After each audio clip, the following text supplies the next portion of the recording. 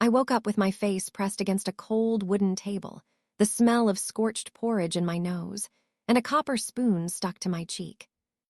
That was the first clue that I was not where I was supposed to be. The second clue was the floating blue flame above the stove, humming like an angry kettle. The third clue was the girl in the warped tin mirror across the room. She looked about 16, with chestnut brown hair tied in a crooked braid, flower on her sleeve, and eyes so wide they seemed personally offended by reality. That girl was me. My name was Sella Marrowick. At least, that was what the memories told me. I was a first-year student at the Grand Alder Academy of Applied Mana, a place where children from good families learned combat spellwork, potion dueling, elemental shaping, barrier theory, healing channels, and all the other fields people said mattered.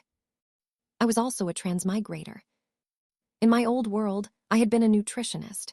Not famous, not rich, not the sort of person who woke up and expected destiny to hand her a glowing sword.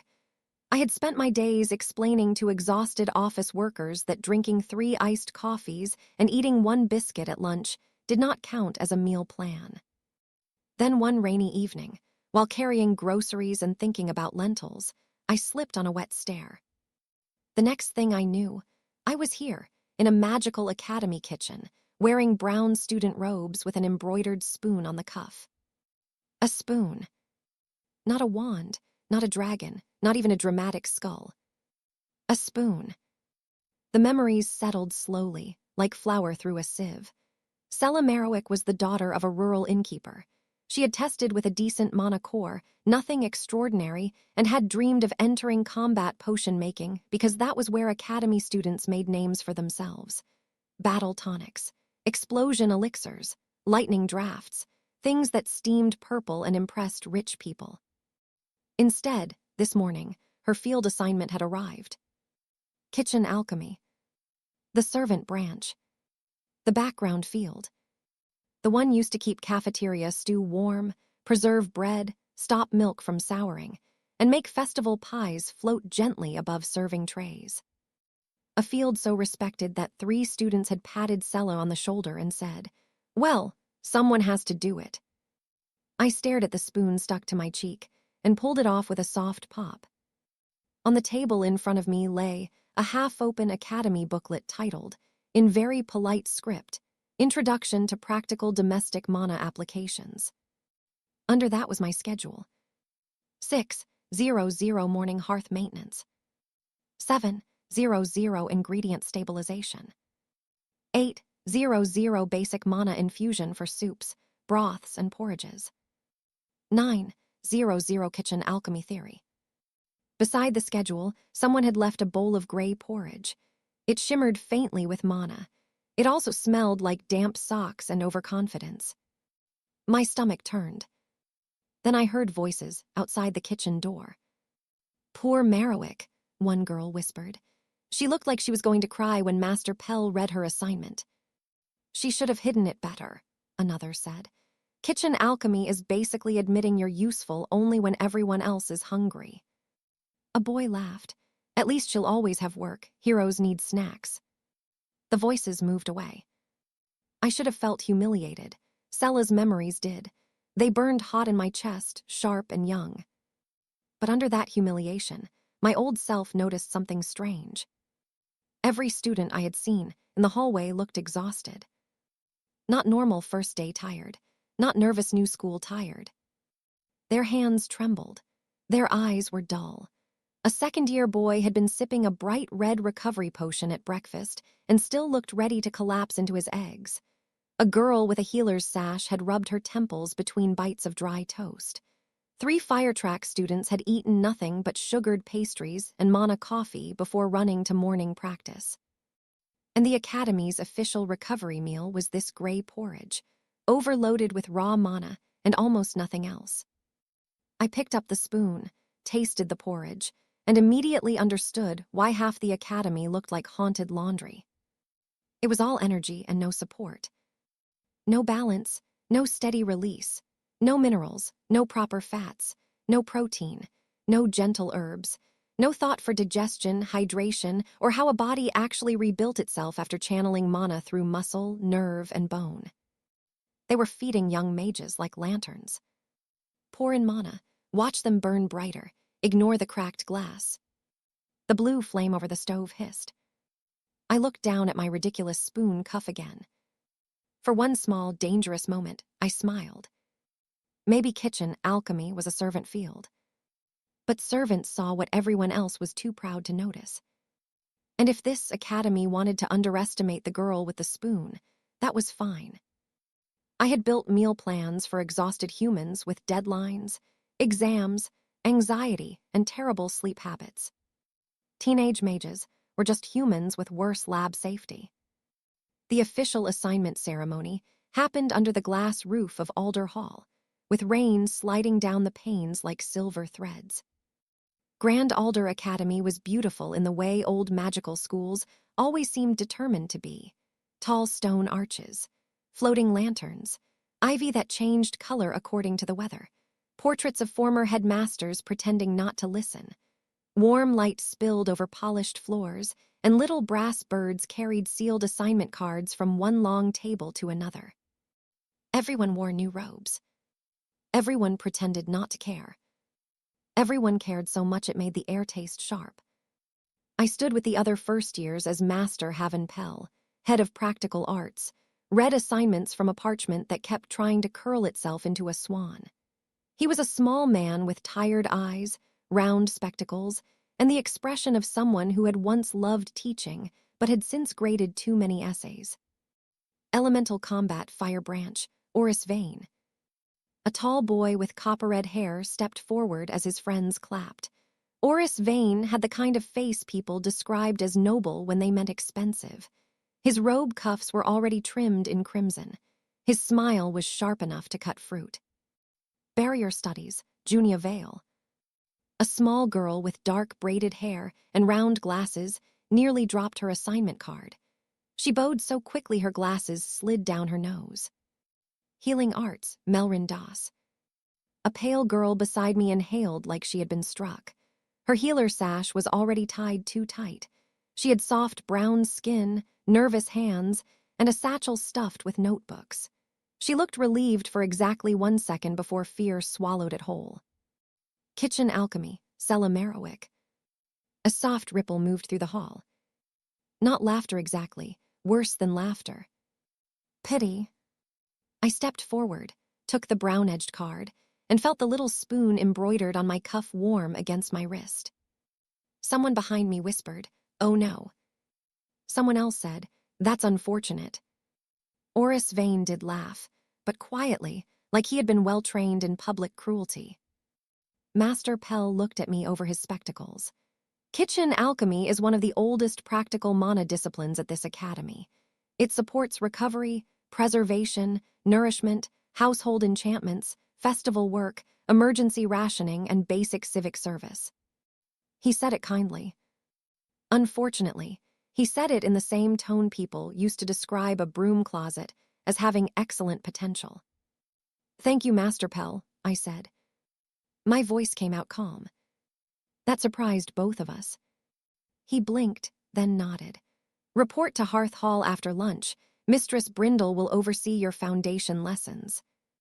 As I returned to my place, the girl named Melrin gave me a small, sympathetic smile.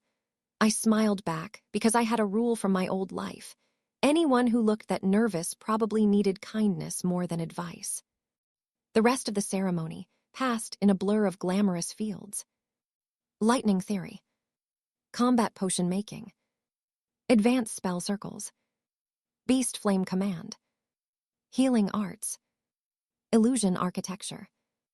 Then, finally, practical domestic mana applications, which included kitchen alchemy, cleaning charms, laundry runes, hearth maintenance, and something called polite table levitation.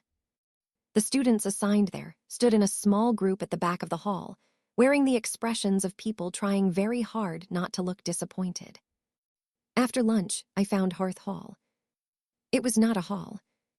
It was a warm, low building behind the main cafeteria, with a red-tiled roof, fogged windows, and chimneys breathing fragrant steam into the rainy afternoon. Copper gutters carried rainwater into stone barrels. Bundles of herbs hung under the eaves. The door handle was shaped like a loaf of bread. Inside, the air smelled of yeast, rosemary, onions, and old magic. I liked it immediately, which felt like a betrayal of Sella's ambitions. Mistress Brindle stood at a long counter, kneading dough with hands strong enough to intimidate marble. She was broad, gray-haired, and wore a flour-dusted apron over academy robes patched at the elbows. A line of copper measuring spoons hung from her belt like ceremonial weapons. "You're Marrowick," she said. "Yes, mistress." "Wanted combat potions, I hear." "Yes, mistress." "Got kitchen instead." "Yes, mistress." She looked me over. "Are you going to cry into my dough?" "No, mistress." "Good, salt ruins the rise." I stared at her. She stared back. Then she snorted. "There may be hope for you." She handed me a knife, a bowl of root vegetables, and a pile of onions. "First lesson," she said, "peel." I waited for the magical part. There wasn't one. So I peeled. For 20 minutes, Mistress Brindle said nothing.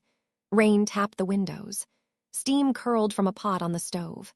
Other students chopped, stirred, spilled, muttered, and occasionally yelped when a spoon hovered too close to their hair. Finally, Mistress Brindle placed a hand over the pot. A circle of soft amber mana formed beneath her palm. Not bright, not flashy, barely visible. The broth inside the pot changed. Not dramatically, no sparks, no explosion. The smell deepened. The onion's sweetness came forward. The herbs softened. The root vegetables seemed to settle into themselves, as if each piece had decided to become more honest. I leaned closer. There it was. The small detail. Mistress Brindle had not forced mana into the food. She had guided the food's own structure so it could hold mana gently. Like stabilizing blood sugar, instead of dumping caffeine into a body. Like building recovery, instead of borrowing energy from tomorrow. I looked at the pot and forgot to be embarrassed. Mistress Brindle noticed. "Most students only see soup," she said. "I see a delivery system," I murmured. Her eyes narrowed. "For what?" "Warmth, hydration, minerals, slow energy. Maybe mana recovery if the infusion binds to the ingredients instead of sitting on top of them." The kitchen went very quiet. Mistress Brindle wiped flour from her hands. "Well," she said, "that is the first interesting thing anyone has said in this room all week. I met my first friend because she dropped 6 books, 3 quills, a packet of dried lavender, and 1 extremely offended apple in the library. The apple rolled under my chair. I picked it up and handed it back. Melrin Doss stared at me as if I had saved her from a dragon instead of fruit. "Thank you," she whispered. "You're welcome." I'm usually more organized. The pile of books at her feet disagreed, but politely. We were in the east corner of the old library, where warm lamps hung over reading tables and rain blurred the tall windows. The shelves smelled like dust, leather, and sleepy paper. Tiny moth-like spirits drifted between the stacks, nibbling loose mana from old bookmarks. Melrin knelt to gather her books, and I helped. Healing foundations. Emergency mana burnout. Practical anatomy for spellcasters. A beginner's guide to not fainting during triage. That last one looked personal. "You're in healing arts," I said. She nodded. "Yes, my family was thrilled.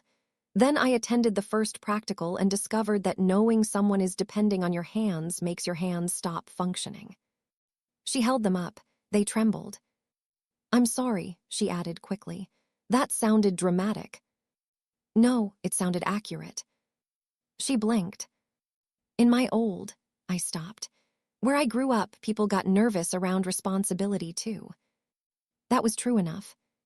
Melrin sat across from me after only a little hesitation. I had been reviewing kitchen alchemy notes and making my own additions in the margins. The academy textbook said things like, Mana-rich meals support general vitality. My notes said, define vitality or stop using the word. Melrin looked at the page. You write a lot. I complain in ink. She made a tiny sound that might have been a laugh. That was Friendship 1. Friendship 2 arrived 3 days later in the cafeteria during dinner. The Academy cafeteria was a grand, echoing room with long wooden tables, floating lamps, enchanted serving carts, and a ceiling charm that showed whatever weather was outside but warmer. Rain shimmered overhead without falling. Students ate under silver clouds. The food was plentiful. It was also confusing. Mana-glazed carrots, lightning-crisp rolls, strength stew, focus custard, recovery porridge, sparkling blue tea. Everything glowed faintly. Half of it tasted as if someone had asked a candle to explain nutrition. I was staring at a tray of violet biscuits when a shadow fell over me. You're the kitchen alchemy girl, said Oris Vane. He stood with 2 fire-track students behind him, crimson cuffs immaculate, hair artfully tousled, expression exactly as proud as I remembered. I am many things, I said. That is unfortunately one of them. His friends snickered. Oris looked at my tray, studying your future career. I glanced at his plate. He had taken 3 sugared fire cakes, a cup of mana coffee, and no actual food. Studying yours, apparently. Are you planning to combust before or after dessert? His smile stiffened. One of his friends choked on a laugh and tried to hide it as a cough. Oris leaned closer. Fire mages burn through fuel faster. We need concentrated mana. You need breakfast. I know my field. I know what happens when someone runs on sugar, stimulants, and pride. That should have ended badly.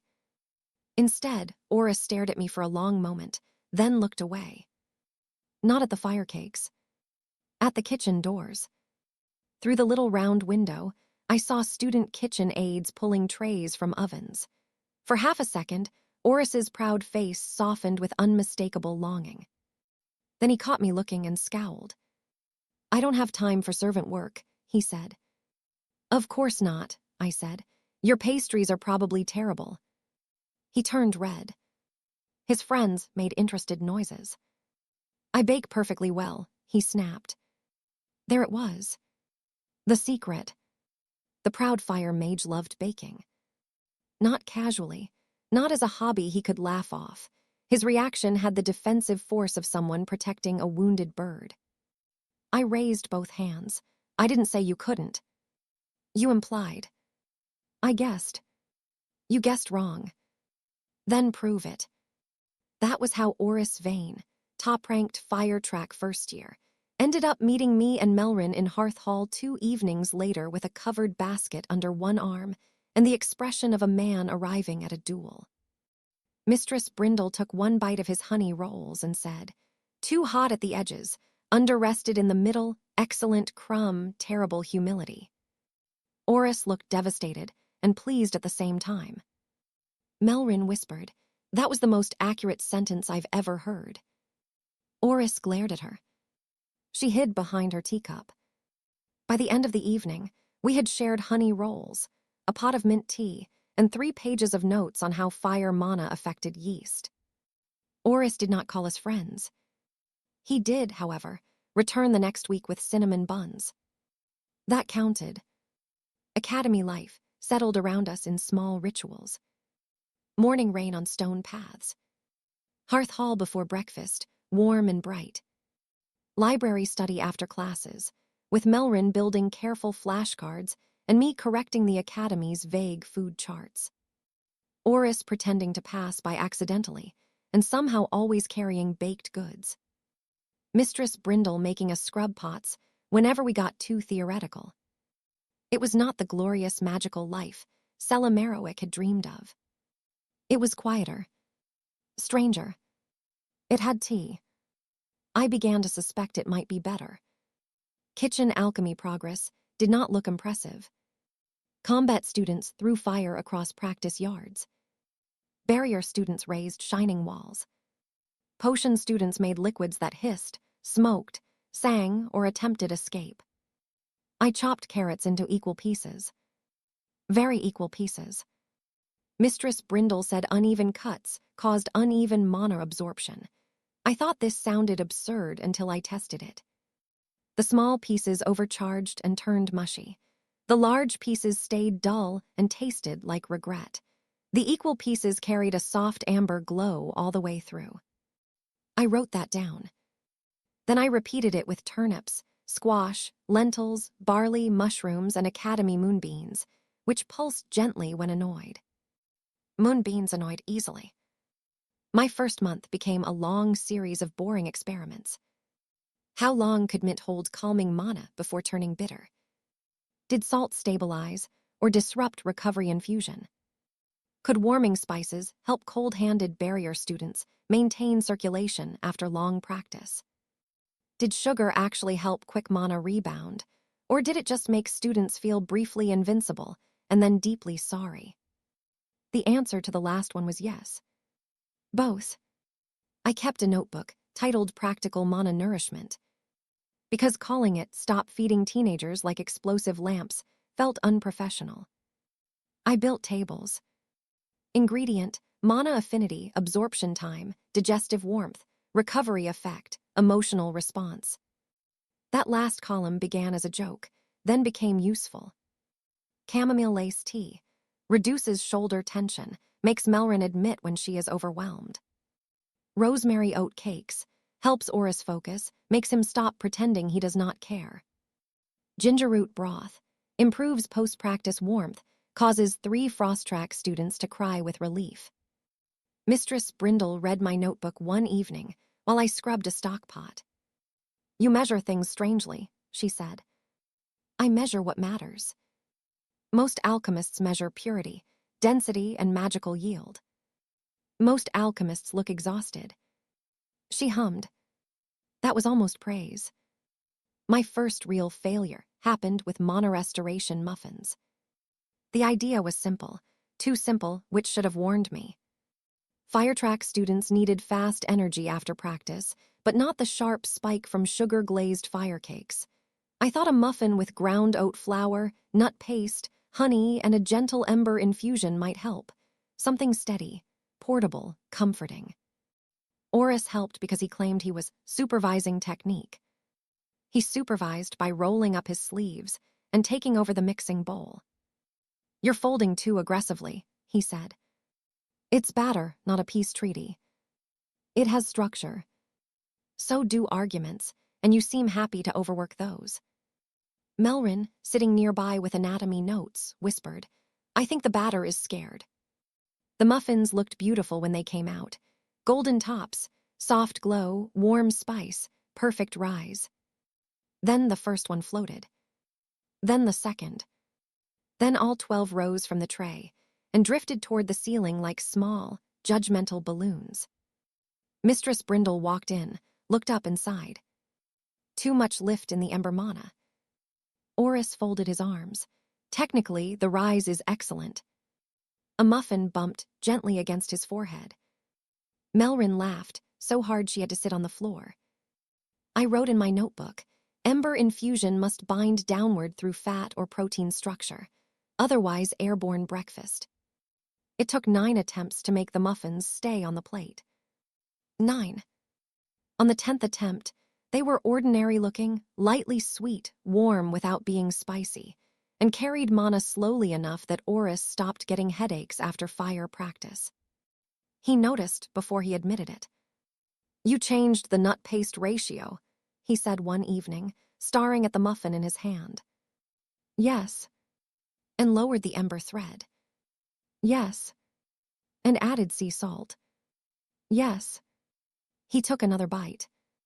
Then very quietly he said, My hands aren't shaking. Melrin looked up from her notes. Oris flexed his fingers. Fire mages often trembled after long channeling. Everyone treated it as normal, a badge of effort, a sign they had pushed hard. But normal did not always mean harmless. That's good, I said. His jaw tightened. It has been happening for 2 years. The room softened around us. Rain tapped against the windows. A kettle whistled. Somewhere in the pantry, a moonbeam clicked irritably in its jar. Melrin closed her book. You never told anyone. Oris shrugged. Fire mages are supposed to burn. I hated how many bad ideas hid inside sentences that sounded brave. You're not a candle, I said. He looked at me then, really looked. For once, he had no sharp reply. That became our first milestone. Not a grand spell. Not a duel. A muffin that stayed on the plate and let a proud boy's hands rest. After that, Melrin asked if kitchen alchemy could help healers too. Not heal, she said quickly. I know food doesn't replace treatment, but during practice, my mana channels get cold. Then I panic because I think the patient can feel me panic. Then I panic more. Elegant cycle, Oris said.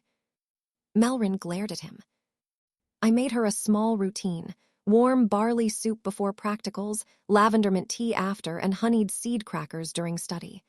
Not sedating, just steady, easy to digest, enough to keep her hands warm and her mind from sprinting off a cliff. 2 weeks later, she completed a basic wound-closing exercise without dropping her focus thread. She cried afterward into a napkin. Oris pretended not to notice and gave her the last cinnamon roll. I wrote that down too. Not the cinnamon roll. The principle, mana recovery, was not only about refilling power. It was about helping the body feel safe enough to use it. The academy problem arrived on a Tuesday, which felt appropriate. Tuesdays were never dramatic enough to defend themselves. Exam week was 3 weeks away, and the whole academy began behaving like a kettle left too long on the stove. Students ran between lectures with ink on their faces. The library stayed lit past midnight. The practice yards flashed until the air smelled metallic. Recovery potion sales doubled, then tripled, then became ridiculous. At breakfast, I watched a second-year lightning student pour a silver potion into black coffee and chase it with a sugar roll. I made eye contact with Melrin. She looked horrified. I looked tired. Oris looked at the sugar roll and muttered, "That dough is underproofed." Growth came in different forms. The real trouble began when the cafeteria's official recovery menu changed. A notice appeared beside the serving line. Exam week preparation menu. Hymana recovery porridge. Concentrated focus tea. Quick burn honey cakes. Fortified spark broth. The food glowed so brightly that one bowl lit the face of the student carrying it. Mistress Brindle stood beside the notice, with her mouth pressed into a line. That looks unsafe, I said. It is approved, she replied. Those were not the same thing. By whom? Master Corvin of combat potion making. The board asked his department to support exam readiness. He believes kitchen alchemy should follow alchemical standards for maximum mana yield. She said maximum mana yield, the way someone else might say mold in the walls. Master Corvin was famous. Tall, silver-haired, elegant, and known for brewing battle potions that could keep duelists standing after injuries that should have sent them directly to bed and apologies. He also, according to Mistress Brindle, considered kitchen alchemy sentimental stirring. That afternoon, he visited Hearth Hall. He did not enter like a villain. He entered like a man who had never once wondered if the room might disagree with him. His robes were deep violet. His gloves were spotless. His assistant carried a tray of crystal vials. Brindle, he said, I trust your students can follow the revised formulas. Mistress Brindle wiped her hands slowly. My students can follow many things. Wisdom is one of them when it appears. His smile did not move much. The board wants measurable recovery outcomes. Potion methodology provides those. Increased mana density, faster absorption, higher output. I stood behind a stack of bowls and tried not to make a face. I failed privately. Master Corvin noticed me. You are Marrowick, the innkeeper's daughter. Yes, master. I hear you have been keeping unusual notes. Mostly on soup. One of his assistants smirked. Master Corvin picked up my notebook from the counter before I could stop him. He flipped through several pages. Emotional response, he read aloud. Heat rose in my face. Oris, who had absolutely no reason to be in Hearth Hall at that hour, and yet somehow was, took one step forward. Melrin touched his sleeve and shook her head. Master Corvin continued. Digestive warmth, steady focus, panic reduction, this is not alchemical rigor. No, I said, it's functional recovery observation. Recovery is mana replenishment. That is one part of recovery.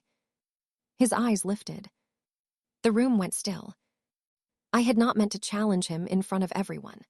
I had simply answered because the sentence was wrong, and apparently transmigration had not improved my ability to leave wrong sentences unattended.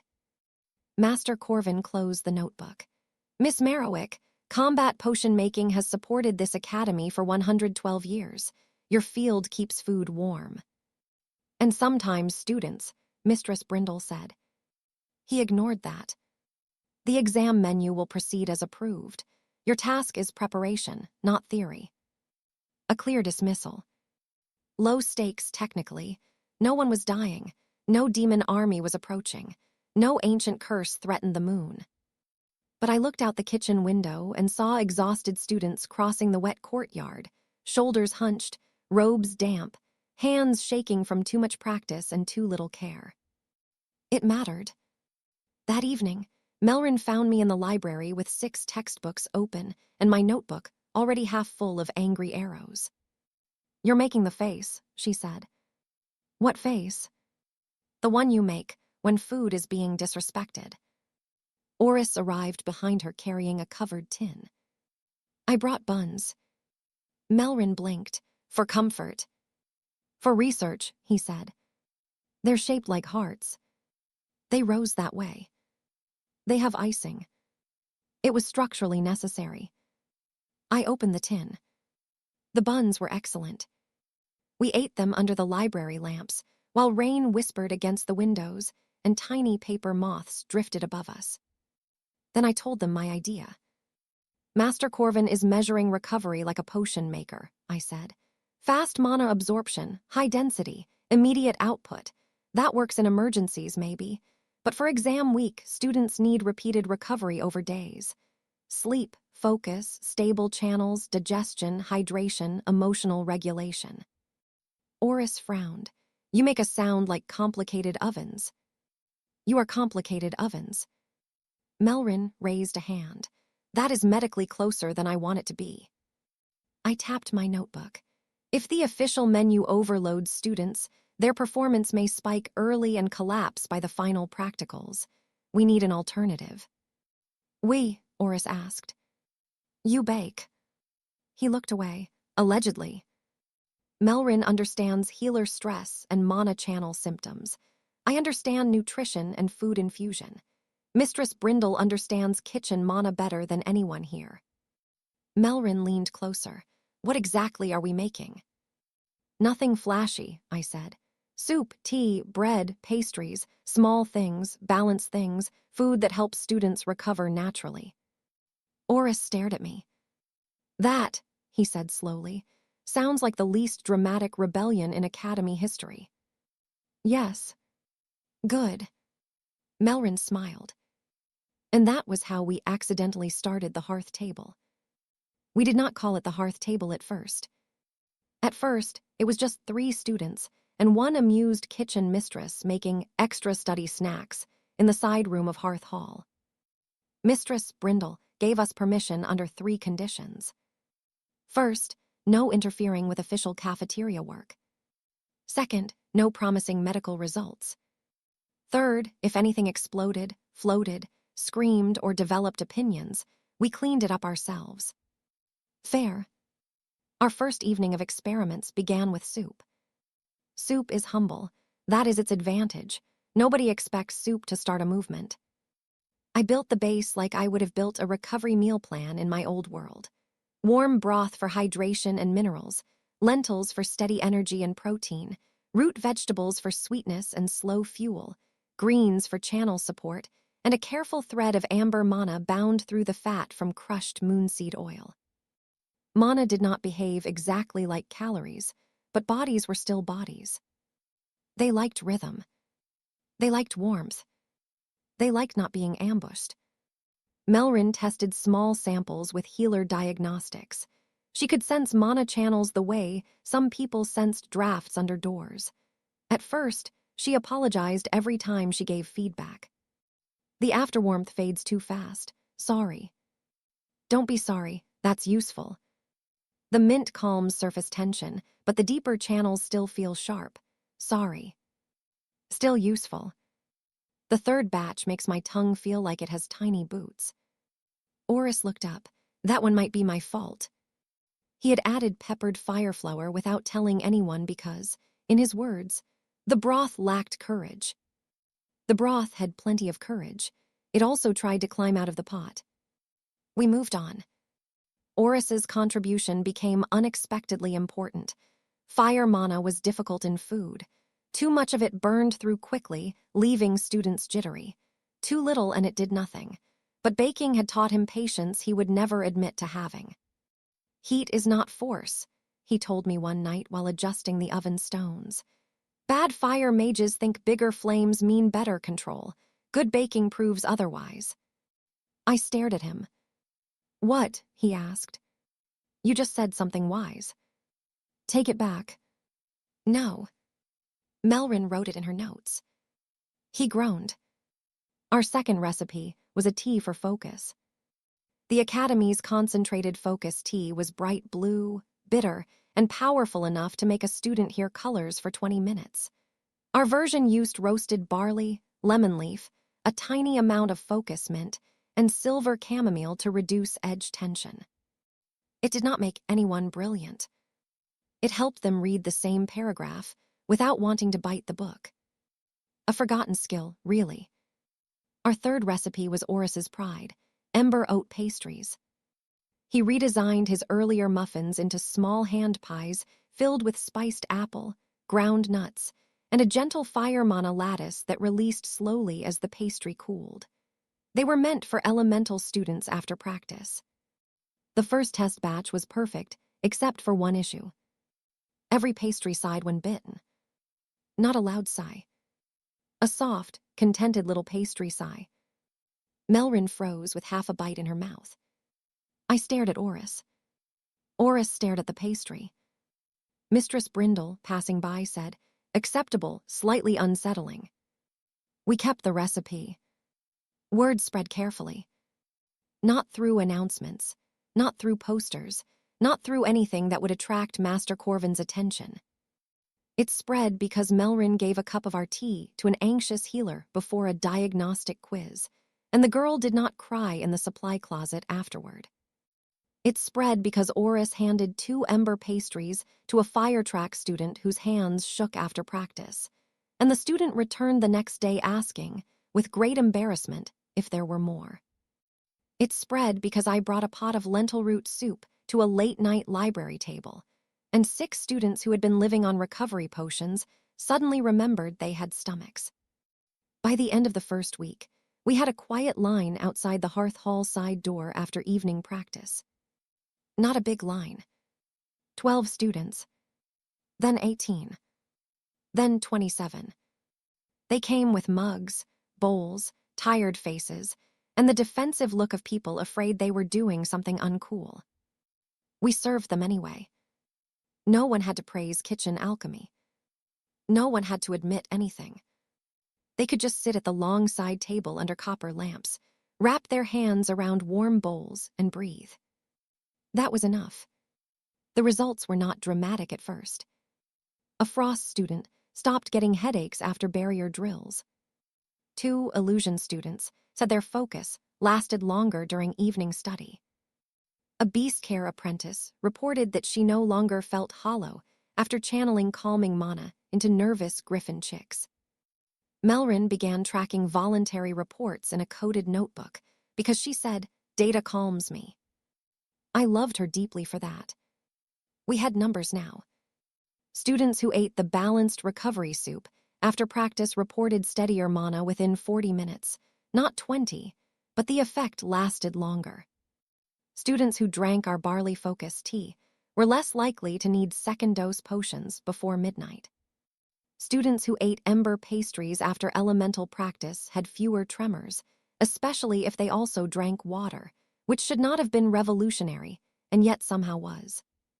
Meanwhile, the official exam menu rolled out in the main cafeteria. It was popular for 2 days.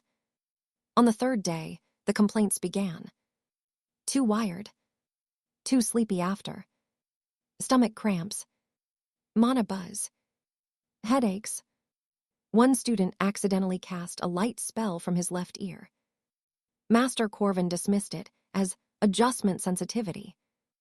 Mistress Brindle muttered something into her bread dough that made the dough rise aggressively. Then came the deadline. The academy practical exams would begin in 7 days. During exam week, cafeteria service would be supervised and evaluated by the board because student recovery had become a formal performance concern. Master Corvin's department would present potion-based support. Kitchen alchemy would assist. Assist. Mistress Brindle read the notice twice, then handed it to me. "Well, Marrowick," she said, "how do you feel about assisting?" I looked at our notebooks, our soup pots, the quiet side table where students had begun leaving thank you notes with no names, just little drawings of bowls and steam. "I feel," I said, "like following instructions very carefully." Oris grinned. Melrin looked worried. Mistress Brindle smiled into her tea. Following instructions, carefully, is one of the most dangerous things a dismissed person can do. The official instruction from Master Corvin was clear. Kitchen alchemy students were to prepare the approved exam menu exactly as written, without unauthorized modifications. So we did. Exactly. Every high mana porridge batch was measured to his formula. Every quick burn honey cake followed his ratios. Every focus tea used his steeping time. Every spark broth was infused to his listed density. We documented everything.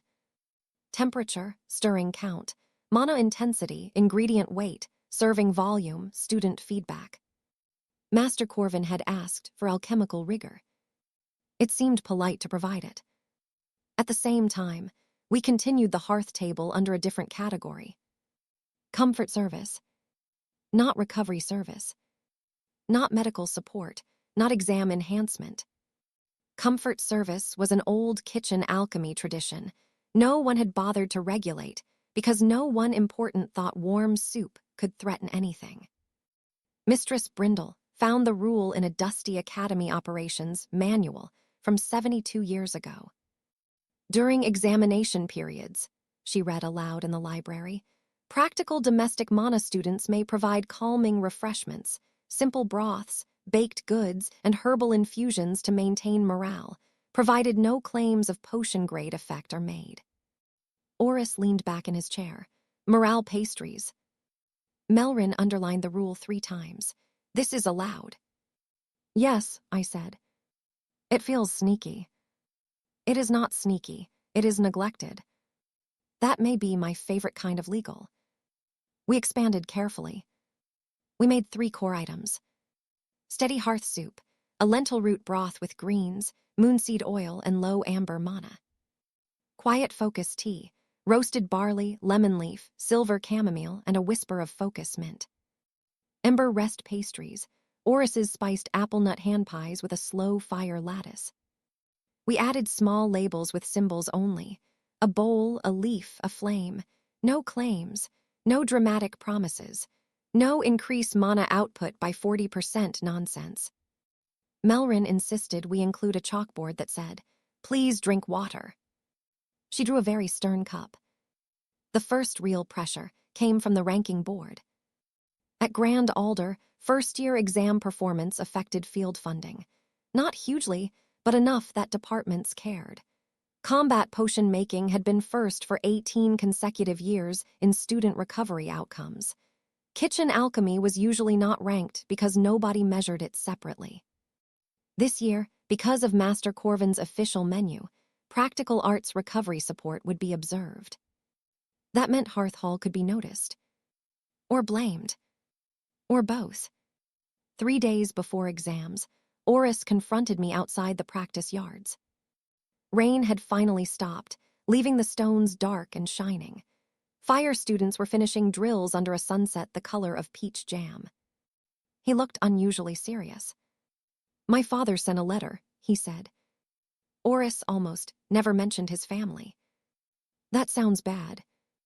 It was written on expensive paper, so yes.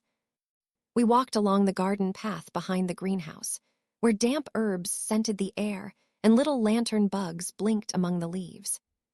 "He heard I've been spending time in Hearth Hall," Oris said. "He says vain heirs do not waste fire talent on ovens." I winced. "I'm sorry." "He also says Master Corvin mentioned my focus may be divided." There it was. Not a direct attack, a gentle pressure, the kind powerful adults applied while pretending their hands were clean. "What do you want to do?" I asked. Oris stopped beside a patch of rain-heavy thyme. In the early weeks, he would have answered quickly, proudly, something about proving himself or ignoring everyone. Now he took time. "I want to pass my combat practical," he said. "I want my father to stop treating baking like a family illness, and I want Master Corvin to eat one of my pastries and suffer emotionally because it is excellent. That last goal is very specific. It sustains me." I smiled. He looked at Hearth Hall across the courtyard, warm light glowing in its windows. "I'm not leaving," he said. I did not hug him because Oris looked like he might burst into flames from sincerity. Instead, I said, "Then we need your pastry batch doubled by tomorrow." He nodded, already done. Melrin had her own pressure. Her healer instructor, Mistress Alun, noticed she had improved and asked what supplementary potion she was using. Melrin told the truth. "Soup." Mistress Alun stared at her for a long time. Then she asked for our records. Melrin came to me afterward trembling. "Is that good or bad?" she asked. "Yes," I said. Mistress Alun arrived at Hearth Hall the next evening. She was tall, elegant, and had healer white hair braided with green thread. She sampled the soup, reviewed Melrin's notes, and asked 23 questions. Then she said, "This does not replace healing." "No, mistress," I said. "It does not close wounds." "No, mistress." "It does not restore severe mana depletion." "No, mistress." She took another spoonful. "It may prevent students from needing those things quite as often." I held very still. Mistress Alun turned to Melrin. "Your observations are careful." Melrin's eyes widened. "You should trust them more," Mistress Alun added. Melrin looked down at her notebook, and I saw her shoulders change. Not dramatically, just a little less curled inward. Another small miracle. The last pressure came from Master Corvin himself. He visited the side room 2 days before exams and found 31 students sitting quietly with bowls and mugs. No chaos. No glowing potions. No performance claims. Just soup, tea, pastries, and the soft sound of people remembering how to breathe. His expression cooled. "Miss Marrowick," he said, "what is this?" "Comfort Service, Master Corvin." "This appears organized." Comfort can benefit from organization. A few students looked down quickly to hide smiles. He stepped closer to the chalkboard. His eyes moved over the symbols, the water reminder, the neat serving list. "You are implying my menu is insufficient." "No, Master. We are offering calming refreshments allowed under practical domestic mana policy. And collecting student responses. For kitchen improvement." He looked at my notebook. I looked back. For a moment, I thought he might forbid it outright. But the room was full of witnesses. The rule was valid. The food made no claims. And Master Corvin was too polished to look petty in front of tired students holding soup bowls. So he smiled. "Very well," he said. Let the board see the difference between potion-grade recovery and warm vegetables. He meant it as an insult. Mistress Brindle, standing behind him, mouthed warm vegetables. Oris nearly choked on tea. I bowed politely. Thank you, master. Exam week began with bells at dawn and fog over the courtyards. The academy transformed. Practice yards became testing grounds. Classrooms rearranged themselves into examination chambers. The library tables filled before breakfast. Floating notice boards drifted through hallways announcing schedules, warnings, and encouraging phrases that somehow increased everyone's stress. Believe in your mana. One student threw a scarf at that one. The official cafeteria served Master Corvin's menu at breakfast. Hymana recovery porridge shimmered silver. Concentrated focus tea steamed blue. Quick burn honey cakes sparkled. Students lined up because it was official, powerful, and free. We served hearth table items from the side hall starting at mid-morning. At first, only our regulars came. Melrin ladled soup with healer-like focus. Oris handled pastries with the stern precision of a general commanding troops. I poured tea, answered questions, and repeated, "No, this is not a potion. Yes, you still need sleep. No, 3 pastries do not count as courage." Mistress Brindle watched from the kitchen door with her arms folded. The first day went quietly. The second day changed everything. By afternoon, the main corridor outside the healing arts practical smelled faintly of ozone and panic. Students emerged pale, sweating, or buzzing with too much recovery potion.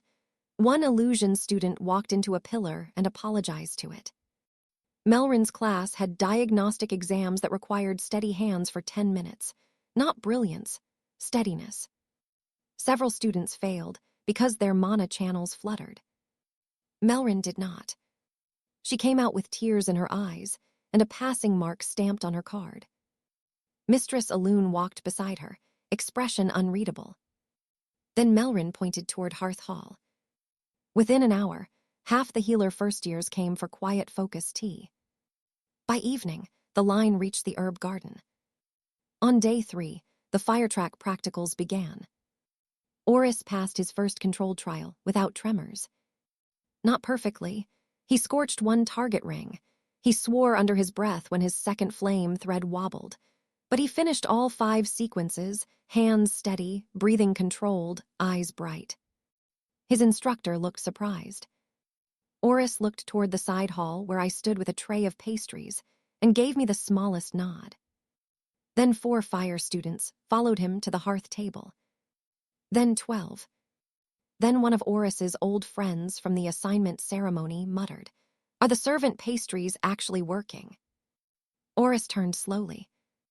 "They are not servant pastries," he said. "They are structurally excellent." The boy raised both hands.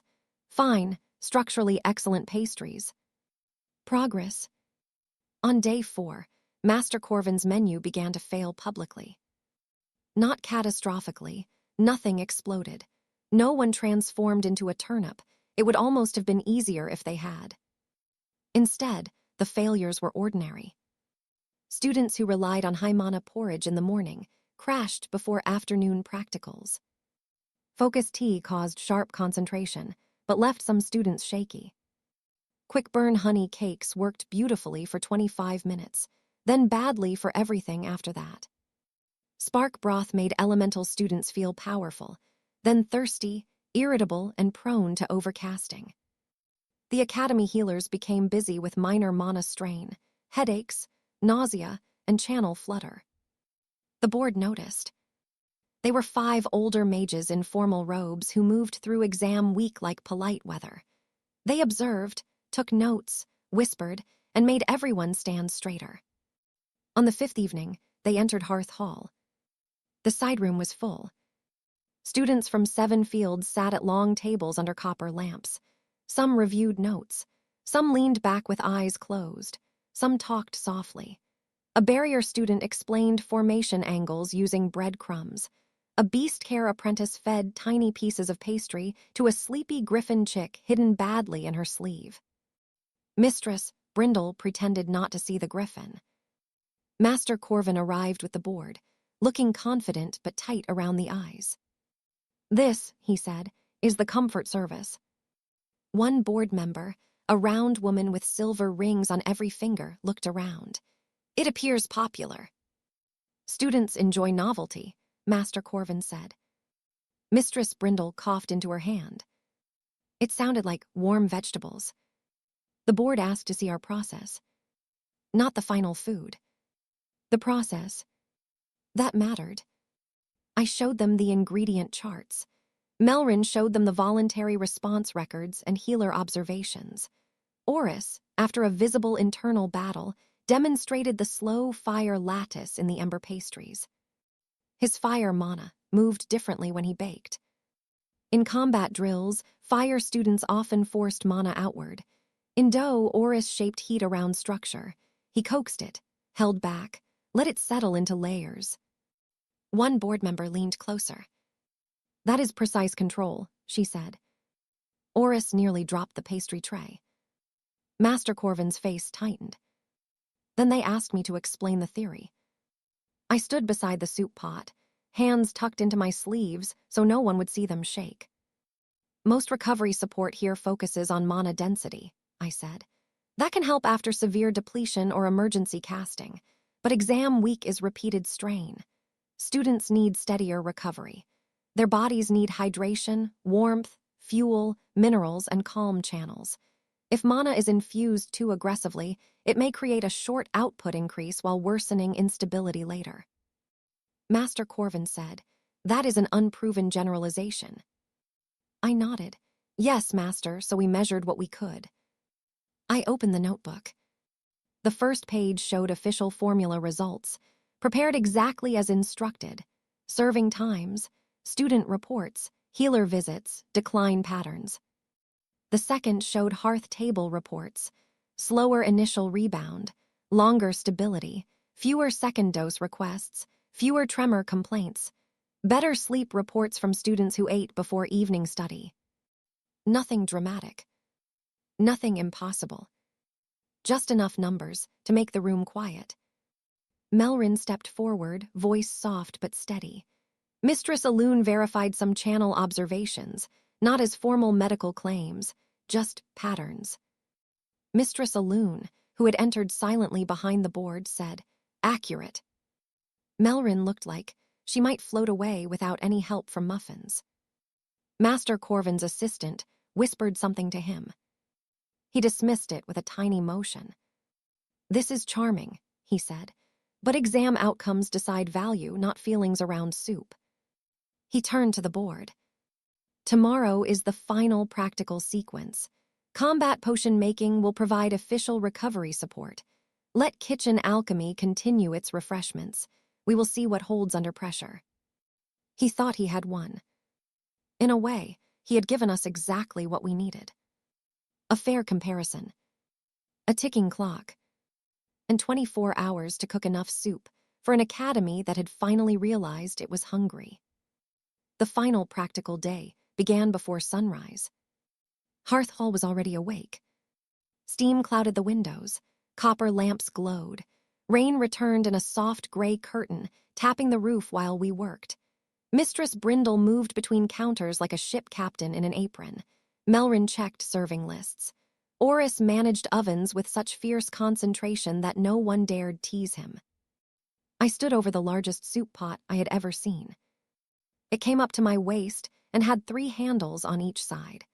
Mistress Brindle called it Old Mercy, which seemed promising until she added that it had once bitten a student who insulted cabbage. I treated it respectfully. Our final menu was simple. Steady hearth soup for morning recovery. Quiet focus tea for study breaks. Ember rest pastries for elemental and combat students. Soft moon rice pudding for students too nervous to eat much. Nothing flashy, nothing that glowed brighter than a candle. No steam shaped like dragons. No spoons singing victory songs. Just food. Balanced, infused, warm, and made by people who cared. By 7, students began arriving. By 8, the line crossed the courtyard. By 9, Master Corvin's assistants set up official potion stations near the practical fields, all polished glass, silver trays, and violet banners. Our table had wooden bowls, clay mugs, and orris glaring at anyone who tried to take pastries without soup. The final practical sequence lasted 6 hours. Students rotated through spell control, written theory, field application, and endurance channeling. Recovery breaks were scheduled between rounds. They could choose official potion support, cafeteria menu items, or general refreshments. At first, prestigious students went to the potion stations. Of course they did. The potions worked fast. They always had. But by the second round, some of them came to us too. A lightning girl took tea because her hands were buzzing. A barrier boy asked for soup because his stomach hurt. A potion track student, looking deeply conflicted, requested rice pudding and whispered, "Please don't tell my instructor." "I serve pudding, not scandal," I told him. He looked grateful. Melrin moved through the resting students with calm efficiency, noticing who looked too pale, who needed water, who should sit before pretending they were fine. She did not apologize once. Oris handed an ember pastry to his former friend and said, "Eat slowly." The boy took a huge bite. Oris closed his eyes. Why do I bother? At midday, the board began reviewing performance patterns. I was too busy to watch closely, but I saw the shift. Students who used only high-density recovery performed strongly in early rounds, then showed more instability in endurance tasks. Students who ate nothing looked exactly like people who ate nothing. Students who combined moderate potion use with our meals held steadier. And the regular hearth table students. They were not suddenly geniuses. That would have been ridiculous. They made mistakes. They sweated. They forgot formulas. One illusion student still tried to open a door that was painted on a wall.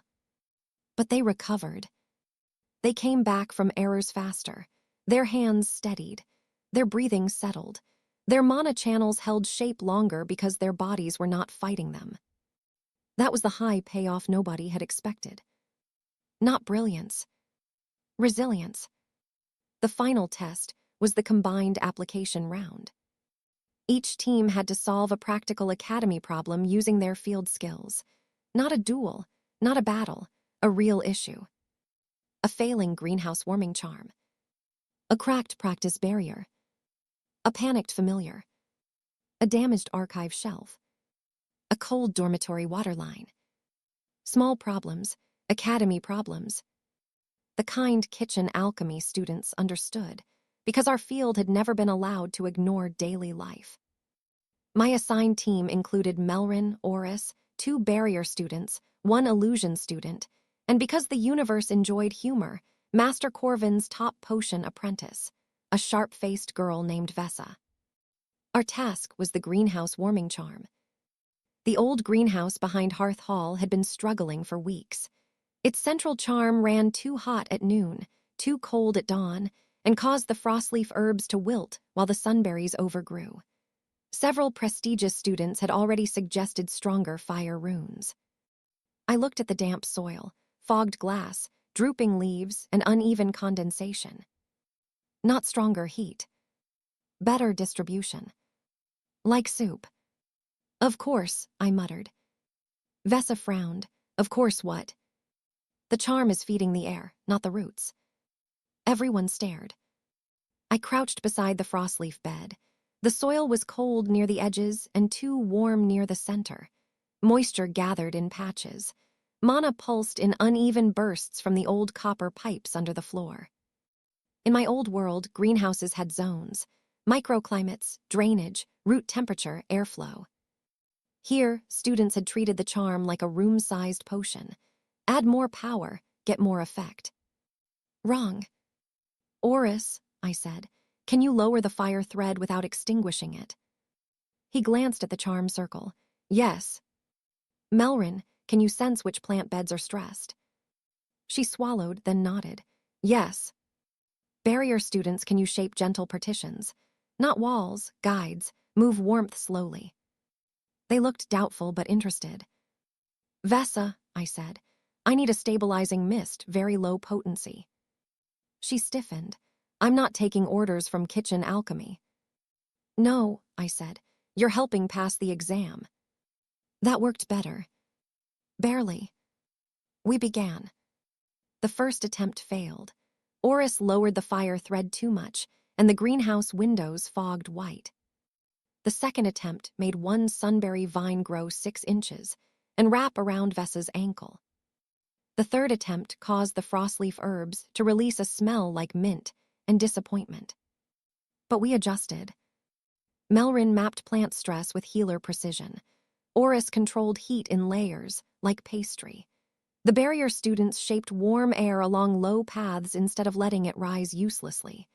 Vesa, despite herself, created a fine mineral mist that helped carry gentle mana through the beds. I used kitchen alchemy. Not cooking. Not exactly. I mixed compost tea from greenhouse soil, moonseed oil, crushed mineral salt, and diluted amber mana in a watering can. A broth for roots. Vesa looked scandalized. That is not an approved potion. No, I said, it's lunch for plants. We watered the beds. Slowly, the greenhouse changed. Not in a burst of light. In a sigh. The frostleaf lifted first, pale leaves uncurling. The sunberry vines relaxed their grip on the trellis. Condensation evened across the glass. The copper pipes glowed softly instead of poolsing. Warmth moved through the soil like kindness, finally reaching the right address. The board stood outside the greenhouse door watching. Mistress Brindle was there. Mistress Alun, too. Master Corvin arrived halfway through, face unreadable. When the exam bell rang, our greenhouse charm held stable across all 4 beds. The evaluator checked the mana flow twice. Then a third time. This is within ideal range, he said. One of the barrier students whispered, We did it. Melrin smiled so hard, she looked startled by her own face. Oris wiped dirt from his sleeve and failed to hide his grin. Vesa looked at the plants, then at my watering can. That was kitchen alchemy, she asked. I looked around the warm greenhouse, at the recovered herbs, the steady charm, the friends beside me, and the old copper pipes glowing under damp soil. Yes, I said, just not the kind that stays in the kitchen. The results were posted at sunset. By then, Hearth Hall looked like a battlefield if battles involved bowls, crumbs, empty teapots, and students asleep at tables. I was wiping the counter when the first shout came from the courtyard. They posted. Every student in the building moved at once. Or tried to. Several had eaten too much soup to move dramatically. We gathered beneath the floating ranking board outside Alder Hall, where rain had stopped and the wet stones reflected the golden windows. The board shimmered. First-year practical results appeared by field. Combat potion making still ranked high in immediate mana restoration. Of course it did. Their potions were powerful and important. But beneath the recovery outcome assessment, a new category had been added. Sustained functional stability. I stared at it. Kitchen alchemy ranked first. Not by a ridiculous margin, not by destiny, by enough. Enough to make the courtyard go quiet. Enough to make students read it twice. Enough to make Oris whisper, warm vegetables. Melrin covered her mouth. Mistress Brindle stood beside me, eyes bright.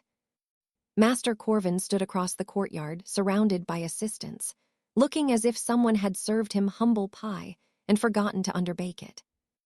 The board's written note appeared below the ranking. Practical domestic mana applications demonstrated significant value in sustained recovery, student stability, and applied problem-solving. Recommend expanded study into nutritional mana binding, low-density recovery support, and cross-field collaboration. Nutritional mana binding. I had a name now. A proper one. It sounded better than stop feeding teenagers like explosive lamps, though less emotionally honest. Students began turning toward Hearth Hall. Not all at once, not with wild applause, This was not that kind of story. But small things happened. A fire student clapped Oris on the shoulder and asked if he would teach slow heat control sometime. A healer student told Melrin her tea had helped before diagnostics. A barrier student asked whether soup principles could apply to dorm heating formations. Someone from combat potion making asked me, very awkwardly, if lentils had mana affinity or if that had been a metaphor situation. I answered seriously because growth deserved encouragement, even when wearing violet cuffs. Then Master Corvin approached.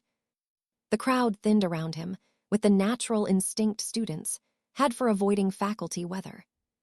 He stopped in front of me. For a moment, I braced myself. He looked tired. Not defeated, not ruined. This was not revenge, and he was not a villain.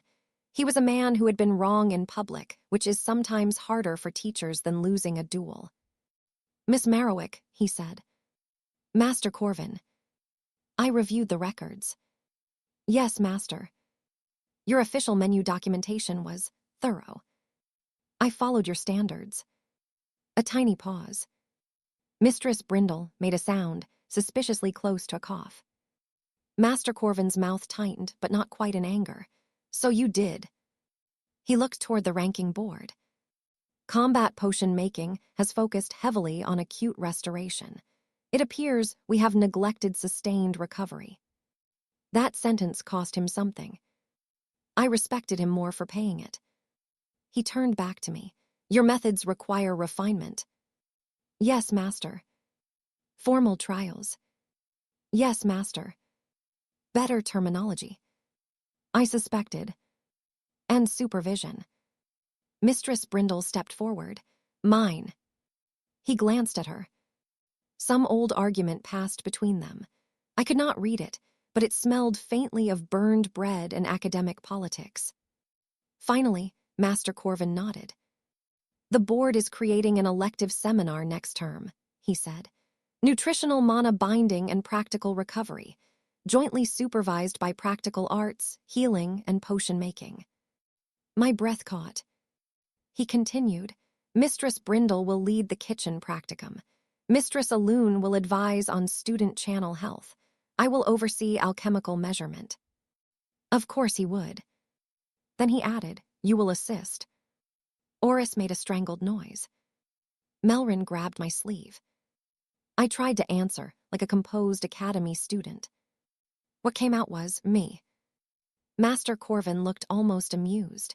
"You did write the notebook, Miss Marrowick." "Yes, I just didn't expect anyone important to read it without mocking the emotional response column." His eyes flicked to Mistress Brindle. "I have been advised that mocking the emotional response column would be unwise." Mistress Brindle. "She has spoons," he said gravely. I looked at my mentor. She smiled with all her teeth. Master Corvin gave a small bow, not deep, not dramatic, but real. "Well done," he said. Then he walked away. For several seconds, none of us spoke. Then Oris said, "I want it noted that I was essential." "You were," Melrin said. He blinked, unprepared for sincere agreement. She smiled. "Your pastries sighed." Technically, that was a flaw. It helped morale. He accepted this with dignity. "Mostly." Mistress Brindle placed a heavy hand on my shoulder. "You wanted combat potions," she said. "I did. Still want them." I looked through the open hearth hall door. Students sat at the side table under warm lamps, sharing notes, passing bread, laughing softly, recovering not like lanterns being refilled, but like people being cared for. "No," I said, "I think I'm busy." That night, we celebrated in the old library corner, where Melrin had once dropped the offended apple. The rain had finally cleared. Moonlight silvered the windows. The floating lamps burned low and golden. Somewhere between the shelves, paper moths drifted lazily like tiny scraps of thought. Mistress Brindle had sent us with a basket. Inside were cheese rolls, sliced pears, leftover ember pastries, and a jar of honey butter that Oris called acceptable before eating half of it. Melrin brought tea. I brought my notebook. Not because I planned to work. Because after everything, it felt strange to be without it. We spread our food across the table and sat in comfortable exhaustion. Melrin had passed all her practicals. Not at the top of healing arts, not even close. But she had passed steadily, with instructor notes praising her observation skills. She kept taking out her exam card and looking at it when she thought no one noticed. Oris had placed third in fire control. His father sent another letter. Oris had folded it into a square, placed it under a wobbly table leg, and said, "At last, family support." I laughed so hard tea nearly came out of my nose. As for me, kitchen alchemy students had received more attention in one evening than they had in years. Some hated it. Some glowed with cautious hope. One second-year laundry rune student told me that if food could become important, maybe clean fabric had hidden depths too. I told her infection control was a battlefield. She looked inspired. The academy did not transform overnight. No field does. No institution does. Anyone who says otherwise has never changed a menu, much less a magical culture. The combat students still strutted. Potion makers still spoke in measurements, dense enough to stun birds. Some students still called hearth hall servant work, though they did it more quietly and usually while eating our bread. But things shifted. Small things. The cafeteria added water stations near potion service. Mistress Alun requested soup before long healer practicals.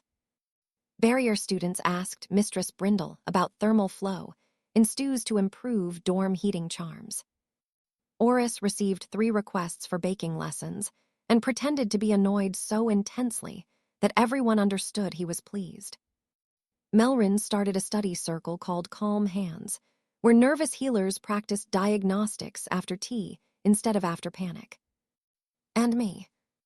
I stood 1 week later in Hearth Hall before dawn, sleeves rolled, stirring a pot of barley root broth while rain tapped softly on the roof again. Mistress Brindle stood beside me shaping dough. "Marrowick," she said. "Yes, mistress." "Your soup is thinking too loudly." I looked into the pot. The mana swirl was uneven, curling too sharply around the thyme. I adjusted the heat, slowed my stirring, and let the amber thread settle into the broth instead of forcing it. The soup softened. Mistress Brindle nodded once. "Better."